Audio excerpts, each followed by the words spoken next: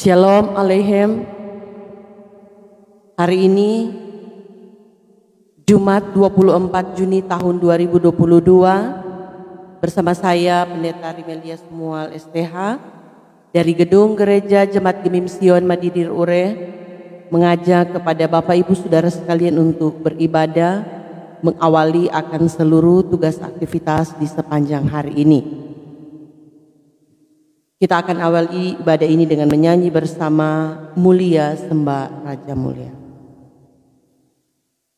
Mulia sembah Raja mulia bagi Yesus, puji hormat dan kuasa.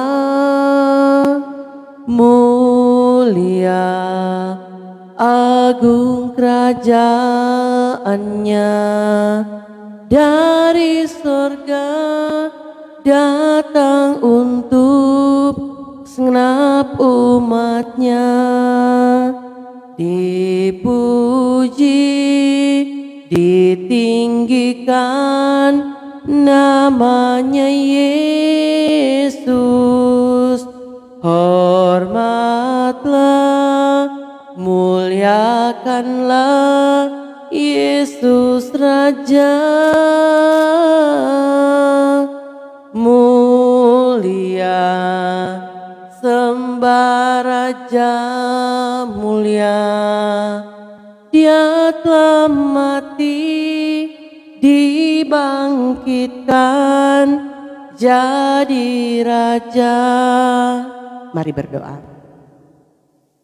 Terpujilah namamu ya Tuhan Allah yang adalah pencipta dan pemilik kehidupan kami. Di pagi hari yang indah ini kami datang kepadamu menaikkan ucapan syukur, limpah banyak terima kasih oleh karena berkat pertolongan-Mu lah, sehingga di malam hari yang telah kami lewati, ketika kami beristirahat kami sudah boleh dijaga, dipelihara oleh Tuhan, dan di pagi yang indah ini kami pun boleh dibangunkan dengan tubuh yang sehat dan diberkati. Mengawali akan seluruh tugas aktivitas di sepanjang hari ini, kami hendak beribadah kepadamu. Di dalamnya kami akan membaca merenungkan berita firman. Roh Kudus-Mu kiranya yang akan memampukan kami untuk dapat memahami, mengerti firman kebenaran yang akan kami baca dan renungkan bersama. Dan biarlah firman-Mu ini akan terus menjadi pegangan bagi kami di dalam menapaki kehidupan yang dianugerahkan oleh Tuhan. Ampuni kami Tuhan dari setiap salah dan dosa yang telah kami perbuat melawan kehendak-Mu, dan biarlah ibadah di saat ini hanya boleh jadi di dalam nama Allah Bapa, Anak dan Roh Kudus. Amin. Firman Tuhan di pagi hari ini terambil dalam Efesus pasalnya yang keempat, ayatnya yang ke-23. Firman Tuhan berkata seperti ini: supaya kamu dibaharui dalam roh dan pikiranmu. Demikianlah firman Tuhan. Bapak Ibu Saudaraku yang kekasih di dalam Tuhan kita Yesus Kristus, dalam menapaki kehidupan ini sebagai manusia kita dituntut agar supaya mampu untuk menjaga jati diri sebagai anak-anak Tuhan.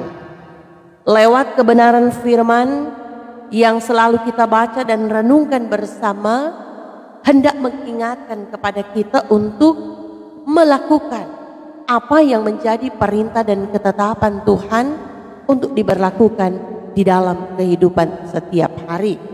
Ya, walaupun dalam realita kehidupan banyak di antara kita yang tidak mampu untuk melakukan apa yang menjadi kehendak Tuhan. Nah, karena itu firman Tuhan terus mengingatkan kepada kita untuk selalu meminta tuntunan Roh Kudus agar supaya Roh Kudus yang akan bekerja dan akan memampukan kita untuk hidup sesuai dengan apa yang menjadi kehendak Tuhan. Nah, saudaraku yang kekasih di dalam Tuhan kita Yesus Kristus, berhenti melakukan kejahatan saja tidak cukup untuk membuktikan kekristenan kita.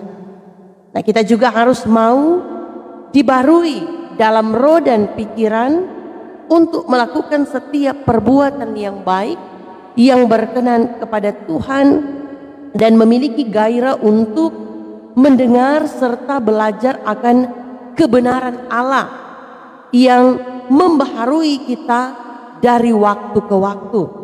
Nah, karena kebenaran Allah juga akan memberikan kehidupan kepada kita sebagai orang percaya. Ketika kita rajin membaca, merenungkan firman Tuhan, maka kita pun akan dimampukan untuk hidup di dalam kekudusan. Kebenaran Allah yang dituliskan dalam Efesus pasal 4 ayat 23 yang berkata demikian, supaya kamu dibarui di dalam roh dan pikiranmu. Nah, sebagai orang percaya maka kita harus membuka diri, diperbarui dengan membiarkan Roh Kudus mengembangkan dan menguasai roh dan pikiran. Nah, sebagai keluarga Kristen, marilah kita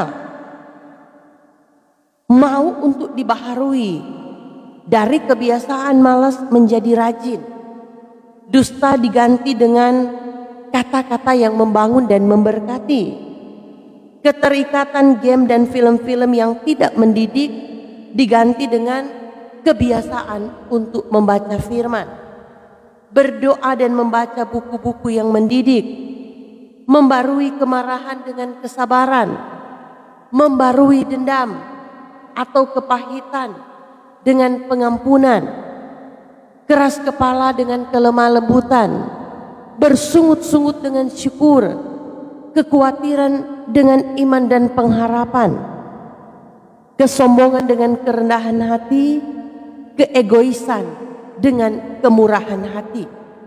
Nah, Kristus telah memberikan teladan bagi kita.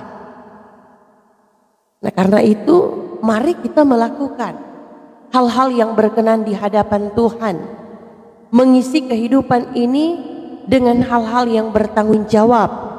Selagi kita masih diberikan kesempatan untuk menjalani kehidupan ini, berarti Tuhan masih mau memakai kehidupan kita menjadi alat kesaksian dimanapun kita pergi dan berada.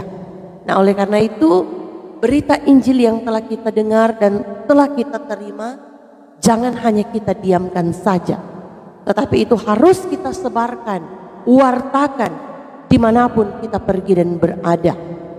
Marilah kita meninggalkan cara hidup kita yang lama dan hidup baru bersama Tuhan. Amin.